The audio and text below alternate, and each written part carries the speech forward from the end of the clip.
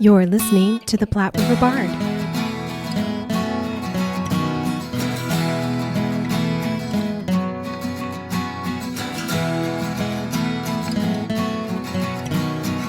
This will be our next installment of our interviews with some of the cast and crew of Our Town, which opened April 13th and runs through April 24th at the Nebraska Repertory Theatre. Our guest today is actor Christopher Austin, who plays the role of the stage manager. He has a BA in theater from Otterbein University and an MA in pastoral and professional counseling. He has film, voiceover, and theatrical credits, and he is currently the casting director for the Contemporary American Theater Company in Columbus, Ohio. We hope you'll enjoy hearing the stories of each of these talented artists as much as we did. Hello, and welcome to the Platte River Bard. This is Chris Berger. And I'm Sherry Berger. And we are here today with Christopher Austin, who plays the stage manager in the Nebraska Repertory Theater's production of Our Town. Welcome. Thank you for talking with us today. Yeah, it's really awesome to be here. Thank you very much. Welcome. Yes, indeed. Well, right off the bat, I could tell why they got you for the stage manager. Fantastic voice right off the bat. I did buy it off of Amazon for the show. Excellent purchase. No, we like I said, we got to see it on Wednesday, and such a great job. Fantastic work. Thank you. It's such a fun part, and you really do an excellent job in it. I appreciate that. Thank you. Which I kind of thought I sabotaged myself coming to see it because I watched the Paul Newman version right before I went, and I thought, well, that's kind of unfair to watch that before I go watch this. But no, it's not. You guys were awesome. It's just different and it's takes. different. It's just different. Yeah, it's different. It's just different. And now, had you had any experience with this play before, or is this your first experience with Our Town? I did this my senior year of high school. Okay. Yeah. Different part? Same part? No, it was the same part. So, and you done stage management? Yeah, it was really weird because that was 20-some years ago. 20 years ago? but it was the same part. But it's really weird at my age now, like looking back at these ideas and these concepts that this play is really getting at. And I didn't have the awareness I have now, back then. Sure. And I was 17, 18, and I did the best I could, acting-wise. Well, sure. And I thought for the time, I thought I probably was the best I could be at that time. But looking back and having lived, and people get married and they pass away, and all of life's up and downs, you bring all of that perspective into this role now, and you get it on an entirely another level. Like, this is our shared story of the human experience. Absolutely. So I wasn't thinking like that at 18 by any means. Oh yeah, no. I know I wasn't. Yeah, but yeah, that was my first experience with it. Yeah. Oh wow. So that's got to be really cool. I've actually kind of always wanted to do that, to go back and revisit something years and years later that I did a long time ago. That has to be a really great experience, and especially from, doing it in high school and now in a professional sort of venue with other professionals. That's got to be sort of satisfying, and in a way, maybe looking back at your old performance, maybe slightly humbling in a way, thinking, so that's what I did then. Did that inform what you did now? Thinking back on what you used to do? I thought about it only in the sense that it's kind of familiar territory. Just familiar territory, okay. But the humbling thing is just the entire production and being a part of it. You know what I mean? Because of everything that you just said. A lot of people, a lot of incredible people. Yeah, we're here at the Nebraska Rep and working with the students who we have an opportunity to watch and pass, information back and forth and have all these wonderful discovery moments together. And to be able to talk about it here is humbling with you because you were nice enough to ask us to be here and to talk to us about it. That's humbling in and of itself. We are honored. All of this is very humbling.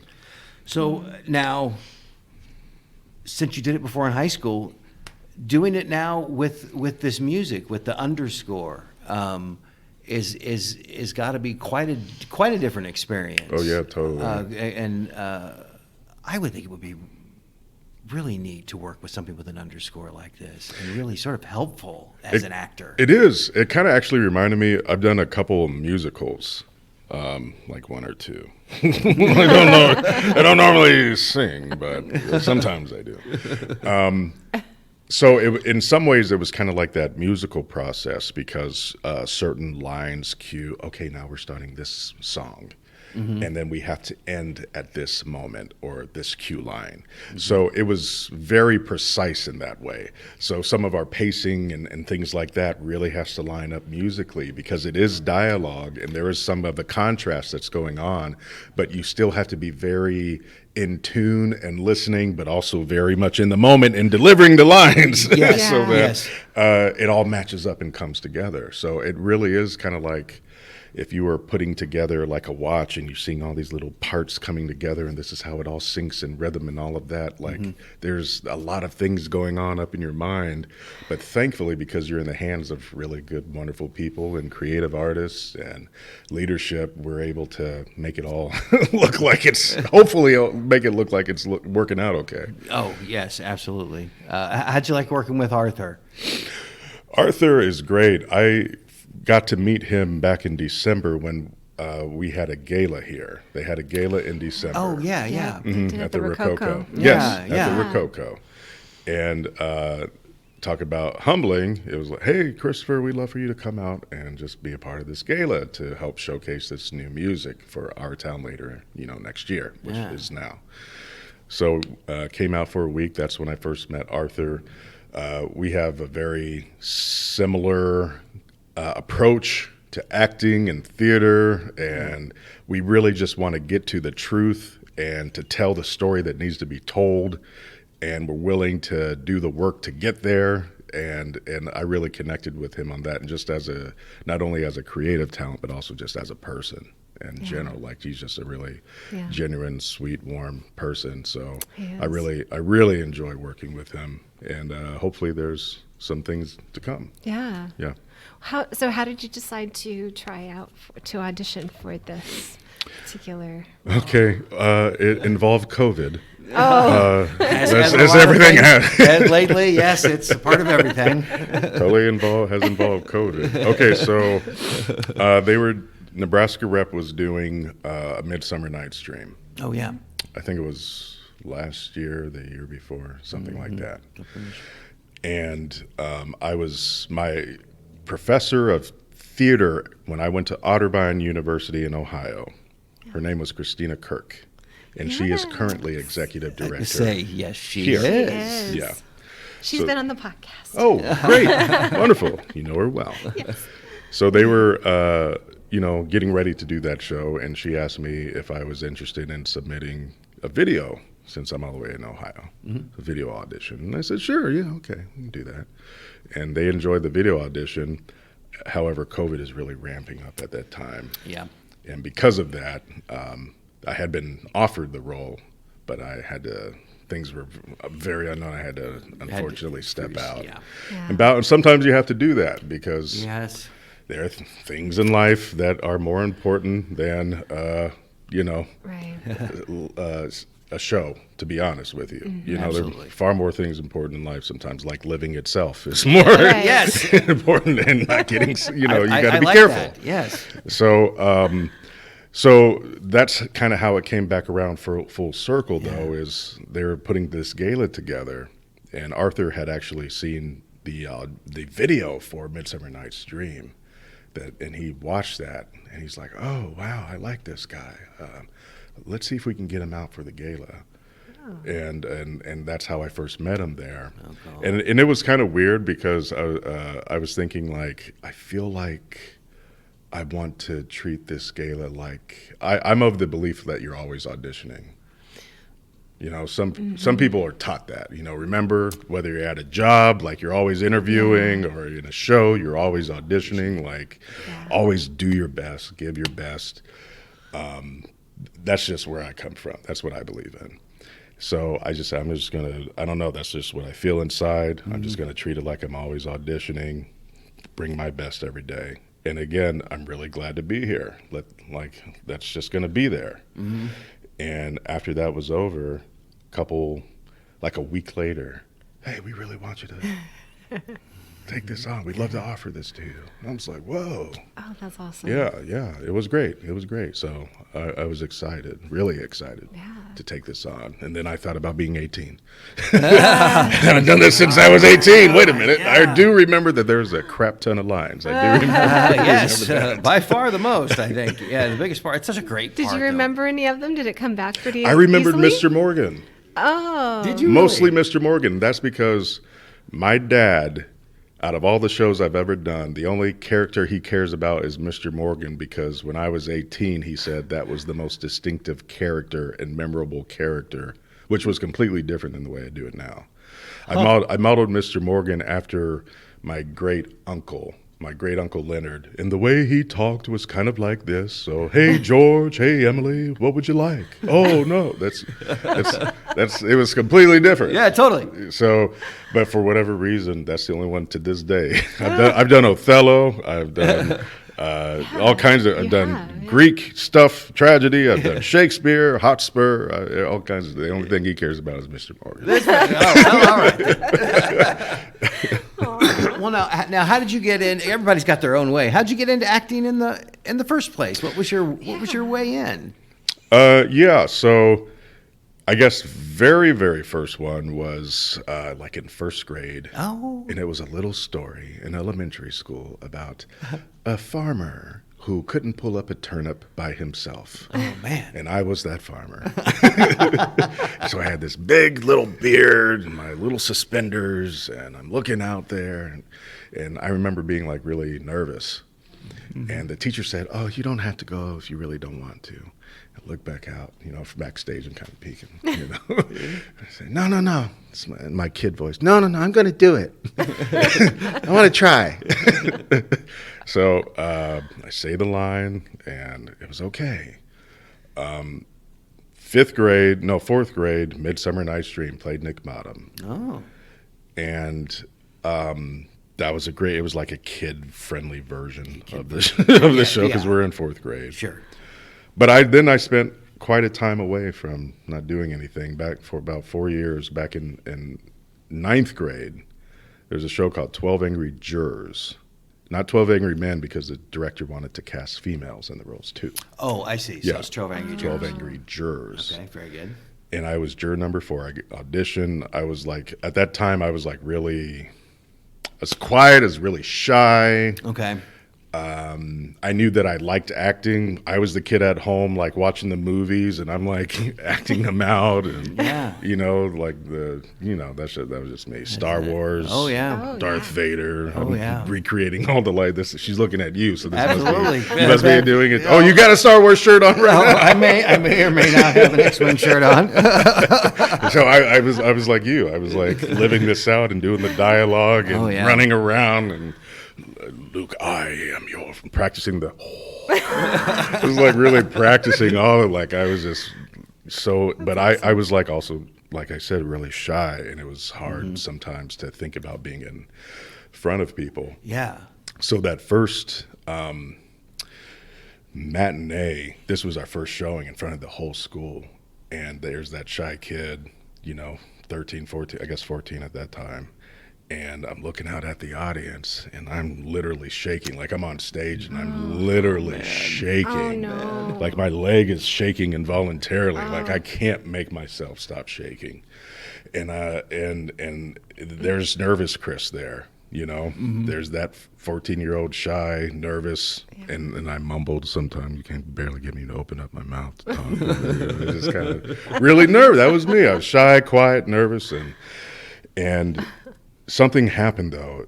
My first line came up, and I was able to get it out. I was able to get the line out. Yeah. And then I felt all this release. Yep. If you've been there. Yeah. Felt all this release. And then suddenly, it wasn't about that nervousness of, oh my gosh, I have to say this in front of everybody. It was, oh my gosh, I get to say this in front of everybody. Yeah. When's my next line? I get to do this. Yeah. I get to do this. And that was like really freeing, and it made me realize that in that whole experience, it was like one of those big, profound moments when I realized like my voice and this art impacts people, and people want to listen and they want to hear what the story is. And I just kind of took that and ran with it.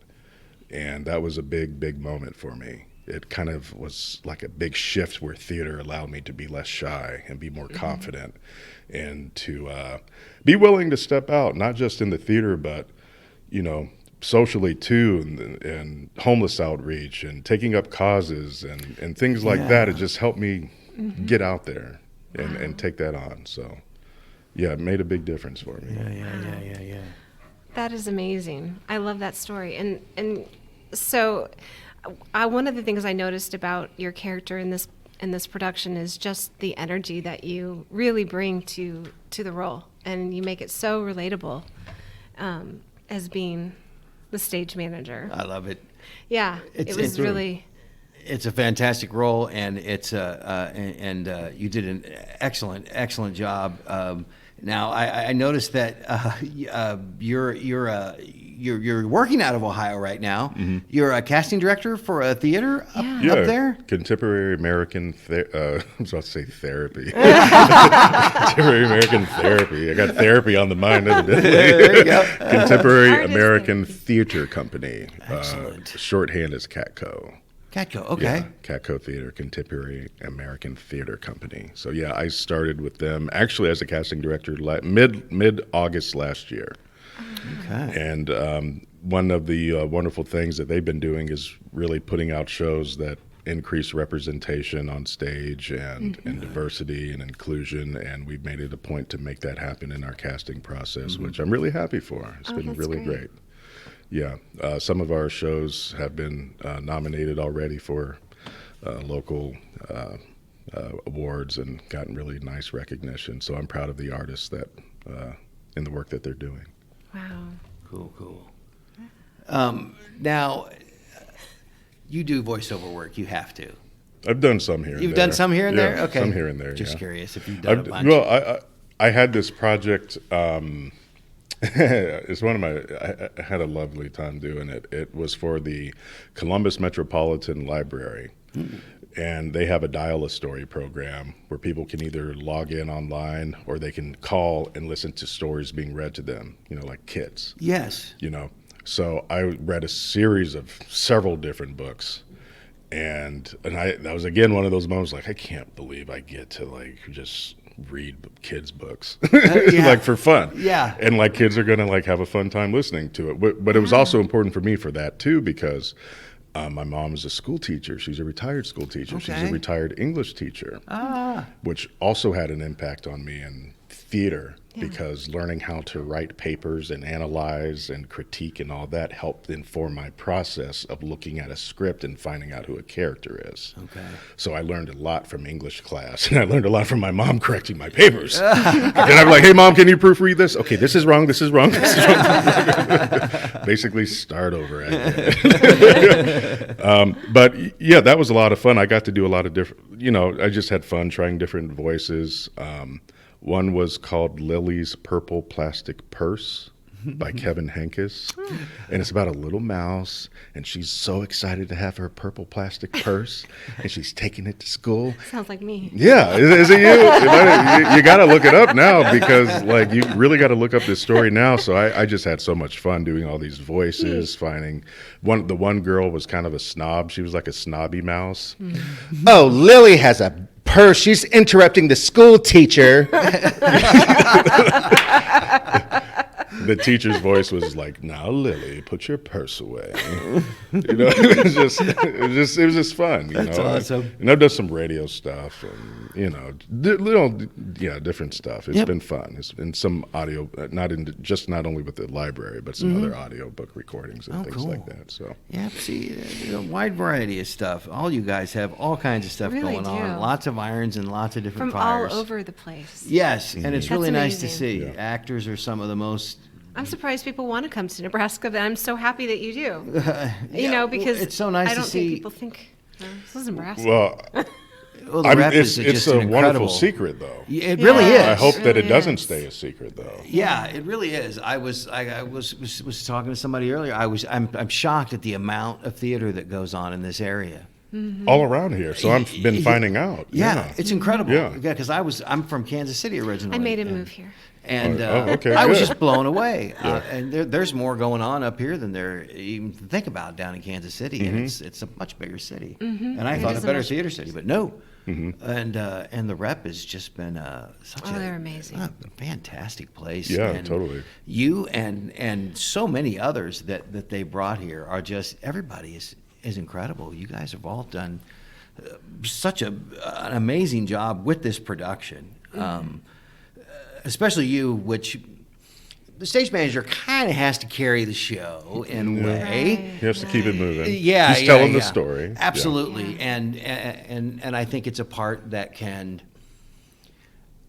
I think is a hard part because he gets a lot of explanation, and I think that can be hard. I think to continue to make it interesting. You know, you're sort of Basil exposition sometimes, and I think it takes a real good actor to make it interesting, not just make it sound good. I mean, but make it interesting and engaging. And I thought you were just Oh, amazing. spot on. Well, It's a great part. thank you. There's this line in the script where they're talking about this time capsule. What are we going to put in the cornerstone? Yeah.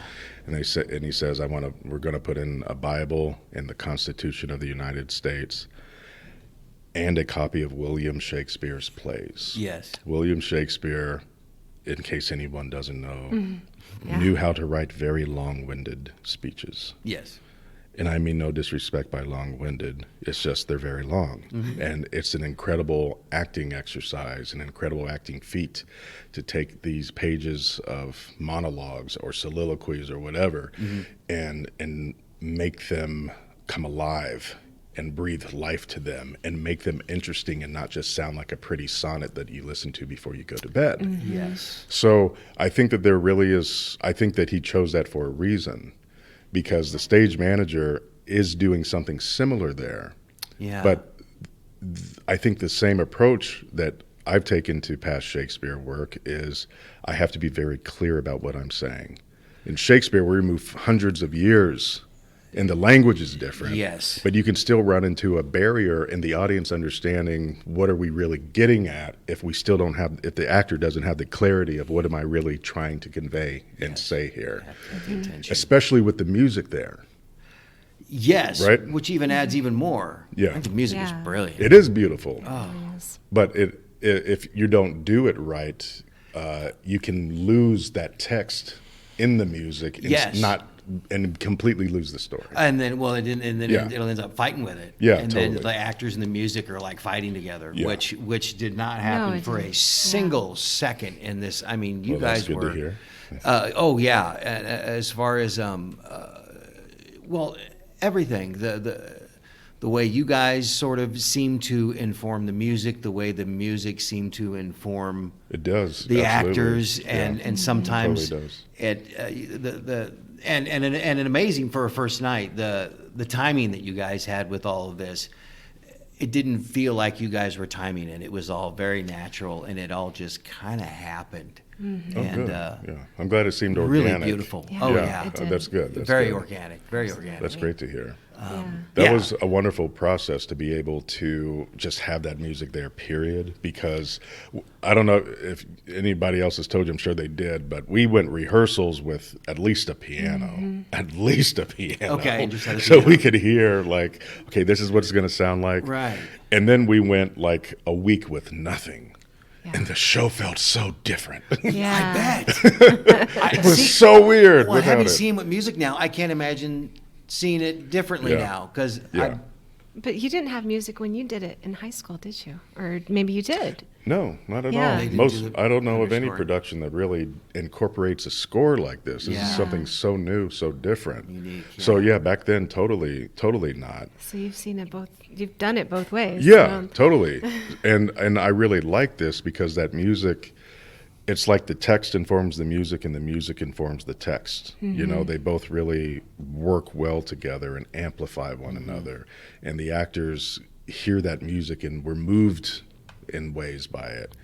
And sometimes the music changes according in the rehearsal process and development process. Sometimes the music, it changes according to what the actor is doing because the actors found something. Oh, maybe there's a way to highlight this too musically. So it was really awesome. Craig's music is just beautiful, and him working with Charlie is talk about humbling. It's just humbling to be able to work with them and the work that they're doing. Really, it's really great. Folks around here, man. Yes. What a pleasure it was to watch. And for students, there are students in this production they get to work with. Yeah, I can't Yeah. imagine getting to be a student Yeah. working around guys like you and the Right. director. We try to be and good influences. You We try to get them. Well, you know, something I really enjoyed was being able to just talk like ideas in the rehearsal process with the students, watching scenes and like, what's your character think about this? And then just asking questions, because I think some of the best directors know how to ask the right questions. And Arthur knows how to ask good questions. I bet he does. But Yeah. really good directors, in my opinion, don't just tell you what you're doing. They help you make the discovery. Hope you get there. You have, because you're the one that has to do it. So that's anything in life. When you feel like you've come to the conclusion, it's aha, eureka. It sticks, and it's more real. And so you feel more emboldened to go there. For sure. So I love that approach of just asking questions. And so we would just have dialogue with, and they're already great. I already love what they were doing. I was also curious, like, because I remember being a student. I remember being in rehearsal, but also thinking about, oh my gosh, I got a class paper I got to write. I got to wake up for 8 a.m. Maybe I got to do this, I got to do that. Like, I get all that. I know all that. Been there, done that, totally. So I like to use those questions as an opportunity to help all of us get like attuned, and let's get into this moment. Everybody in sync. Nothing else, because my mind can wander too, and I got to get myself back in. So sometimes probably it's helping me more than it's helping them. But that's what I really enjoyed working with the students, is these creative conversations. And George has this moment. I remember talking with Will, and we were talking about the end, and he's crying over Emily. And I remember several rehearsals ago, just having that conversation. Okay, well, what happened when you found out she passed? Were you holding the baby, the brand new baby? Who told you? Where was the 4-year-old? You know, did someone take the baby away from you? Did you go in and like just all of this? Yeah, what happened? And he's seeing it all, and we're talking about it, and it was so amazing to have that moment, to have just creatives creating and just talking this and making it come alive and seeing it happen, and then you see it on stage. Yeah. Christopher Austin, thank you Yeah. very Thank much you. for Such a talking with pleasure. us. It was a Absolutely. real pleasure to talk to you. It was you a as well. real pleasure to watch you perform. Thank you Absolutely. very Our much. town. He is, of course, the stage manager in the Nebraska Reps' current production of Our Town. You got to see this guy. He does a fantastic Yes. job. You got to see Thank you this very show. much. It's really wonderful. Christopher Austin, thank you, sir. Thank you so much. It's been a pleasure, really. Thank you. This is great. Privilege. Awesome. Thank you. Yeah, thank you. Our Town is directed by Arthur Feinsod and dedicated to the memory of his late friend and colleague, Tony Hall, who directed Dr. Feinsod's play Table 17 in 2007. Our Town opened on April 13th and runs through April 24th. You can get your tickets now at nebraskarep.org. Thank you for listening and supporting the arts in the Platte River area and beyond. Please subscribe to our podcast so you are sure to catch all of our future episodes, and join us on social media. We are on Facebook, Instagram, and Twitter. Music for this podcast was used with permission by Screaming Skull Productions. See you next time on the Platte River Bard.